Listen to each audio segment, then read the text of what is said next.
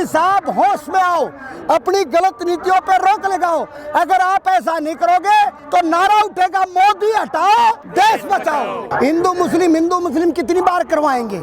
इससे समस्या तो हल होने वाली नहीं। ये तो नफरत की राजनीति करते हैं, जनता को बांटते हैं जात धर्म गोत इलाका के नाम पे। अब आप इस रैली में देखिए पूरे देश भर से तमाम धर्मों के, जातियों के, इलाकों के, भाषाओं के लोग आए हैं और एक सबर के साथ सरकार को कहने आए ये जात धर्म के बातें छोड़ो, रोजी रोटी से नाता जोड़ो। इस आने वाला चुनाव जन सवालों पे होगा और उनके लिए जवाब देना पड़ेगा सरकार। जनाब ये जो घटनाएं तो हो रही है ना, धर्म के नाम पे तो हो रही है ना घटनाएं, जैसे रामनवमी पे भी देखो रामनवमी तो किसी को ये नहीं कहती तुम दंगे करो।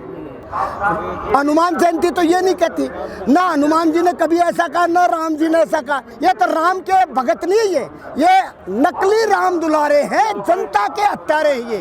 इनके बगल में छुरी, मुंह में राम राम है। इस बात को जनता समझने लग गई है। जिस तरीके से कोरोना काल में और कोरोना काल के बाद में जो स्थितियां देश की बदली है, ऐसे में सरकार हमेशा दावा करती है कि हम गरीब मजदूरों के लिए जो राशन की व्यवस्था है वो भरी भांति कर रहे हैं।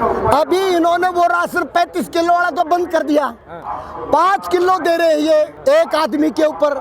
एक परिवार में 3 बंदे हैं, 15 किलो आटा मिला, जो 14 चीजें मिलती थी एक वक्त में। आज सिर्फ आटे से तो काम नहीं चलता, चीनी भी चाहिए, तेल भी चाहिए, दाल भी चाहिए, चावल भी चाहिए और दूसरी वो सारी काट दी। क्यों भी चाहिए? तो सरकार केवल 5 किलो दाने से बेवकूफ नहीं बना सकती। अब जनता इस बात को समझ रही है। हम कह रहे हमारा रोजगार ऐसा बना दो ताकि हम अपने पैरों पे खड़े होकर खुद लेने लायक बन जाए। लेकिन मोदी जी कहते हैं आत्मनिर्भर बनिए। आत्मनिर्भर भारत, आत्मनिर्भरता की केवल कोरी बातें हैं। आत्मनिर्भरता के जो हमारे बुनियादी ढांचे हैं, बैंकिंग इंडस्ट्री है, LIC है, रेलवे है, सेंट्रल पब्लिक सेक्टर है, स्टेट के पब्लिक सेक्टर है, आज उनको तो वो कोडियों के दाम लुटवा रहे हैं। भारतीय रेल को अडानी ये आत्मनिर्भरता गए तो कारपोरेट की दलाली कर रहे हैं और उनके ऊपर निर्भर कर रहे हैं देश को। जब भी कोरोना का सिस्टम भी आया उसके अंदर हमारे पब्लिक सेक्टर ही खड़ा हुआ। जैसे भी टूटे फूटे हमारे अस्पताल थे, डॉक्टर थे, स्टाफ थे, ये चौकीदार हैं, ये डेड बॉडीज को दाग देने जाते थे। इनको पहले तो कोरोना योद्धा का, उसके बाद क्या दिया इनको?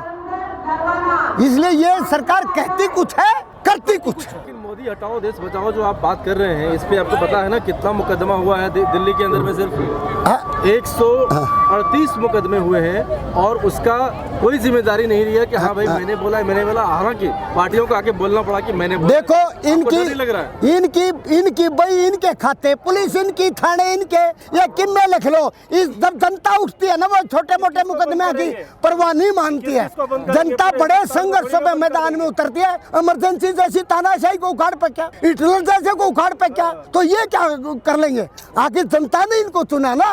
इनके पास एक हथियार है, सही आप कह रहे थे कि डिवाइड एंड रूल, उसको जनता समझ रही है क्योंकि ये अंग्रेज साम्राज्य का हथकंडा था। डिवाइड एंड रूल, फूट डालो राज करो। अब जनता इस बात को समझने लगी है और वो इनके बहकाव में अब नहीं आएंगे और जनता इनको पाठ पढ़ाएगी और इन संघर्षों से ही नए रास्ते निकलते हैं। बहुत सारे भाई कहते कौन बनेगा प्रधानमंत्री? भाई देश की 543 सीटों का चुनाव होगा, 543 संसद चुनिएंगे, वो संसद बैठ के फिर प्रधानमंत्री चुनते हैं। तो ऐसे देवगौड़ा को आसमान में आ गया था, ऐसे देवगौड़ा बना।